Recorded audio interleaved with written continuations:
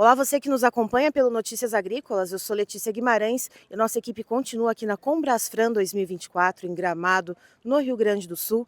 E vamos conversar com o Pedro Carneiro, que é sócio do SPLO Advogados, ele que é advogado e fez uma fala bastante interessante durante aqui o evento, trazendo então paralelos entre a lei do autocontrole e também do compliance, até também comparando com o caso do Carrefour.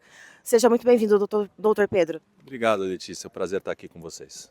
Doutor, primeiramente, explicar um pouquinho para a nossa audiência como que funciona essa lei do autocontrole. Porque quando ela foi sancionada, houveram algumas dúvidas, né, em relação a essa lei. É natural, Letícia, né? Qualquer mudança legislativa e essa lei do autocontrole, ela traz uma mudança de paradigma e de mentalidade importante. Então, críticas são sempre relevantes, mas eu vejo ela como algo bastante importante, principalmente para a gente pensar em acesso ao mercado, né? A lei de autocontrole, ela traz para as empresas a possibilidade de criar mecanismos de sistemas de controle interno para a sua produção, visando a qualidade e segurança dos seus alimentos. A gente percebe que no comércio mundial de alimentos, principalmente frango, que é o nosso tema aqui na Combrasfran, isso é cada vez mais relevante. Então, acho que é algo importante para que as empresas estejam atentas e busquem implementar esses sistemas de autocontrole. E aí, como é que fica com esse tipo de controle dentro das empresas que são promovidos por equipes treinadas, mas de maneira ali particular? E como é que fica a inspeção feita de forma estatal? Isso é legal a gente desmistificar um pouco, porque quando essa lei saiu, muita gente achou que não ia ter mais a inspeção federal pelo CIF. Isso não é verdade.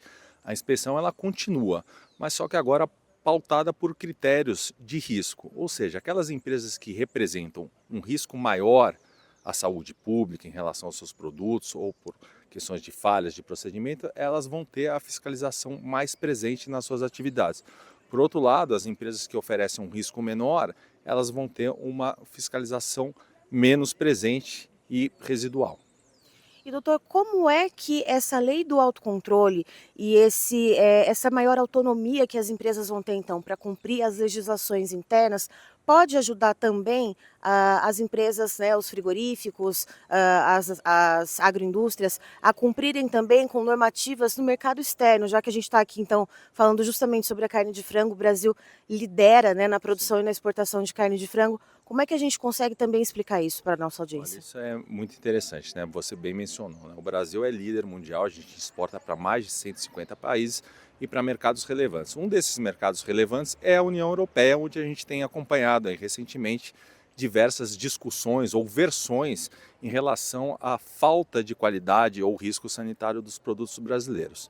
Quando a gente pensa na lei de autocontrole, ela possibilita que as empresas criem esses seus mecanismos e esses mecanismos sejam certificados, né, por empresas reconhecidas tanto no Brasil como fora do Brasil.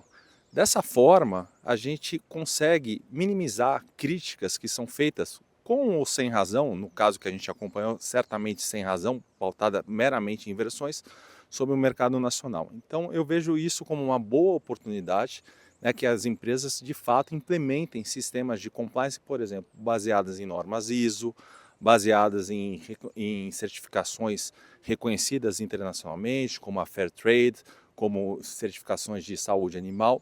Então esse é um caminho que eu vejo como sem volta e necessário principalmente para que o Brasil continue e se consolide como um player mundial de relevância. Então essa é uma lei que pode ajudar a, vamos dizer assim, se implementada pelas agroindústrias, pelos abatedouros, pelos frigoríficos, a desmontar, de certa forma, alguns tipos de falas problemáticas que possam acontecer, como a gente viu no caso do Carrefour, doutor? A gente tem visto essa guerra de narrativas, né? Então, quanto a narrativas, a gente tem que pensar que no fim do dia, o importante para nós é demonstrar, são todos clientes, né? Todos os países do mundo são clientes do Brasil em potencial. Como a gente falou, o Brasil exporta para 150 países e a gente quer mais. Então, para desmontar qualquer narrativa, a gente tem que trazer evidências. O sistema de autocontrole, eu acho que o grande mérito dele é justamente trazer evidências concretas que são feitas pelas empresas, são auditadas por terceira parte e são fiscalizadas de forma residual pelo Estado também. Dessa forma, eu acho que a gente cria um sistema de compliance, mecanismos bastante sólidos para desmontar essas narrativas que, como a gente viu recentemente, elas não se sustentam. Então, cada vez mais, tendo relevância, o Brasil, né, cada vez mais relevância, principalmente na exportação de frango, a gente precisa buscar esses caminhos, que é a grande moeda de troca no comércio internacional.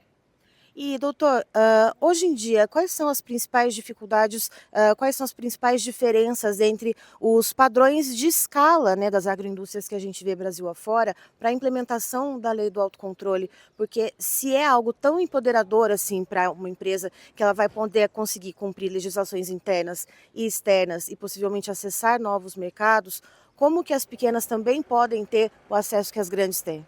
Olha, eu acho que a chave disso vem em cooperação, principalmente entre o Estado e as empresas. Então, a própria lei ela muda essa lógica que a gente tinha até hoje de ter apenas uma fiscalização reativa em cima das empresas. Quer dizer, havia um problema e ia lá o Estado lavrava multas, autocifração, como todos aí os produtores conhecem. Agora, a lógica é uma de cooperação entre o particular e o Estado. E dentro de cadeias integradas, que também é característica aqui do nosso setor, isso se torna muito mais relevante. A gente tem numa ponta o produtor e numa outra ponta talvez uma grande empresa exportadora.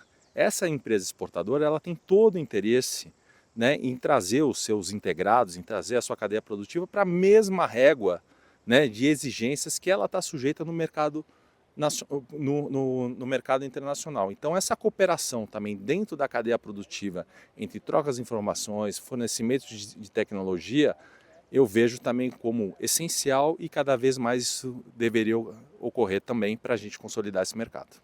Tá, então essa conversa é bastante elucidativa com o doutor Pedro Carneiro, que é sócio da SPLO Advogados. Finalizo por aqui. Notícias agrícolas, informação agro relevante e conectada.